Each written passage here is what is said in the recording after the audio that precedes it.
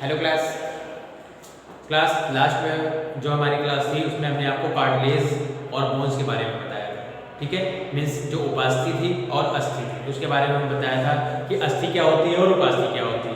अस्थि क्या है, एक मजबूत पार्ट होता है, एक दृढ़ भाग होता है, और अस्थि हमारे पूरे शरीर का जो है ढांचा बनाता है। लेकिन उपास्थियाँ जो होती हैं वो कैसी होती हैं, लचीली होती है। ठीक है, हमारी जो अस्थि होती है वो हमारे पूरे शरीर में पाई जाती है, लेकिन उपास्थि केवल हमारे नाक, कान, गले इत्यादि में पाई जाती है। ठीक है, और ये बहुत ही महत्वपूर्ण होती है। ये हमने लास्ट क्लास में आपको डिस्कस कराया था। आज का जो हमारा टॉपिक है, नया टॉपिक है तरल संयोजी ऊतक, या इसको हम कहते हैं फ्लूइड कनेक्टिव टिश्यू। ठीक है, क्या बोलते हैं, फ्लूइड कनेक्टिव टिश्यू। ठीक है, अब फ्लूइड कनेक्टिव टिश्यू क्या होता है, इसका जो मेन पार्ट होता है वो प्लाज्मा होता है। ठीक है, या हम कहें जो द्रवित पार्ट होता है, तरल पदार्थ होता है, उसको हम क्या कहते हैं, प्लाज्मा कहते हैं। ठीक है, और ये जो अगर हम कहें कि इसकी उत्पत्ति कैसे होती है, तो भ्रूण के मेसोडर्म से। ठीक है, भ्रूण के मेसोडर्म से इसकी उत्पत्ति होती है। ठीक है, कैसे होती है, भ्रूणीय मेसोडर्म से। ठीक है, भ्रूण के मेसोडर्म से इसकी उत्पत्ति होती है। ठीक है, अगर हम कहें कि इसमें इसके ये जो हमारा तरल संयोजी ऊतक है वो कैसे बना हुआ है, तो इसमें दो मुख्य चीजें आती हैं, जिसके अंतर्गत हमारा रुधिर आता है, रुधिर जिसे हम ब्लड कहते हैं, और सेकंड जो हमारा है उसे हम लसिका कहते हैं। ठीक है, लसिका, या इंग्लिश में हम कहते हैं इसको लिम्फ। ठीक है, तो जो तरल संयोजी ऊतक है वो दो मुख्य चीजों से मिलकर बना है, जिसे हम रुधिर और लसिका कहते हैं। रुधिर के बारे में अगर हम बात करें तो रुधिर क्या है, एक प्रकार का तरल संयोजी ऊतक है। ठीक है, एक फ्लूइड कनेक्टिव टिश्यू है, और जो रुधिर है, रुधिर क्या है, एक क्षारीय पदार्थ है, और इसका अगर हम पीएच मान की बात करें, क्या है, ब्लड क्या है, एक क्षारीय पदार्थ है, और इसका जो पीएच मान होता है या पीएच वैल्यू जो होती है वो 7.4 होती है।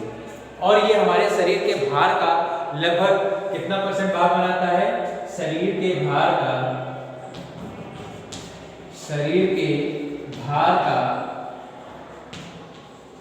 लगभग 7 to 8% भाग बनाता है। ठीक है, अगर हम कहें कि एक वयस्क जो मनुष्य होता है उसके शरीर में कितने लीटर ब्लड पाया जाता है, तो 5 to 6 या 4 to 5। ठीक है, हम अगर कहें तो 5 to 6 लीटर। ठीक है, 5 से 6 लीटर एक वयस्क मनुष्य या एक स्वस्थ व्यक्ति के शरीर में ब्लड 5 से 6 लीटर पाया जाता है। ठीक है, और इसमें जो प्रेजेंट होती है रुधिर में 3 ऐसी चीजें होती है जिसके कारण ये ब्लड पूरी तरीके से काम करता है, जिससे हम आरबीसी, डब्ल्यूबीसी और प्लेटलेट्स कहते हैं। ठीक है, आरबीसी जिसे हम क्या कहते हैं, red blood carpels, WBC white blood carpels, and platelets. ठीक है, इसका जो विवरण है वो हम देह और परिसंचरण वाले में पूरी डिटेल हम बताएंगे। थोड़ा सा हम आपको बता दे रहे हैं इसके बारे में। ठीक है, क्योंकि उस चैप्टर में आपको पूरी इसकी डिटेल मिलेगी, ब्लड क्या है, ब्लड के फंक्शन क्या है, इसके पार्ट्स क्या हैं, पार्ट्स की क्या डिटेल्स है, ये सारी चीजें आपको उस चैप्टर में मिलेंगी। ठीक है, सर्कुलेशन वाले चैप्टर में। ठीक, आरबीसी क्या है, आरबीसी में मिस रेड ब्लड कार्पेल्स के हिसाब से अगर हम देखें तो रेड मीन्स लाल। ठीक है, ये क्या है, जो हमारा ब्लड होता है, ब्लड में आरबीसी प्रेजेंट होती है, और इसी के कारण क्या होता है, ब्लड का जो कलर होता है वो रेड होता है। और इसमें एक पिगमेंट प्रेजेंट होता है, पिगमेंट मीन्स बर्नर। ठीक है, पिगमेंट इसमें एक प्रेजेंट होता है जिसे हम कहते हैं हीमोग्लोबिन। ठीक है, इस हीमोग्लोबिन के कारण ही, इस पिगमेंट के कारण ही हमारे जो ब्लड का कलर होता है वो रेड कलर का होता है। ठीक है, अगर हीमोग्लोबिन नहीं पाया जाएगा तो उसमें जो रेड का कलर है आरबीसी का या हम ब्लड का कहें तो वो नहीं होगा। ठीक, इसका अगर हम लाइफ स्पैन कहें, मींस अगर जीवन काल की बात करें तो 120 दिन होता है, या 120 से 125 दिन तक कह सकते हैं। ठीक है, इसकी लाइफ स्पैन है 120 से 125 दिन, ठीक है। इसी समय क्या होता है, ये मतलब ये नहीं कि 125 दिन बाद भी खत्म हो जाती है, ये क्या है, खत्म होती भी रहती है और बनती भी रहती है, ठीक है, बिगड़ती भी रहती है और बनती भी रहती है, ठीक।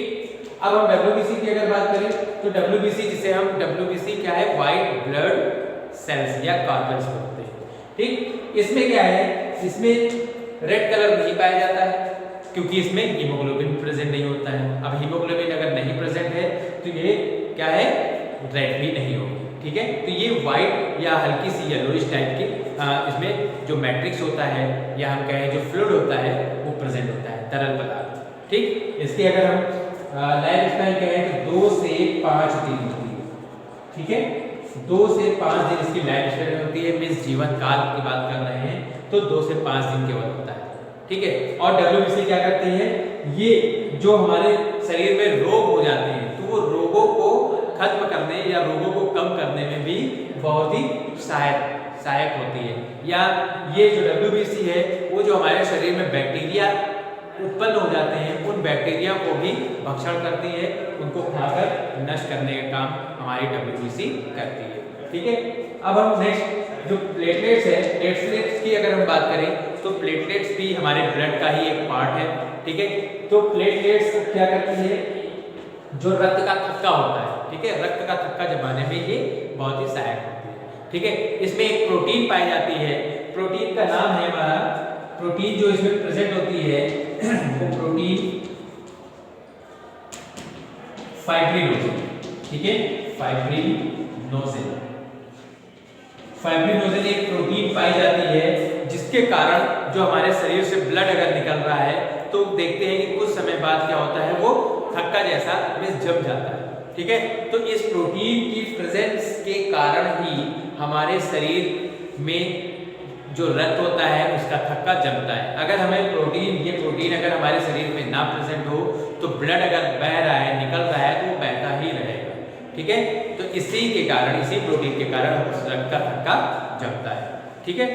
ये हमने आपको बताया कि रुधिर क्या है और रुधिर के पार्ट्स बताए आपको, ठीक है, प्लेटलेट्स बताए।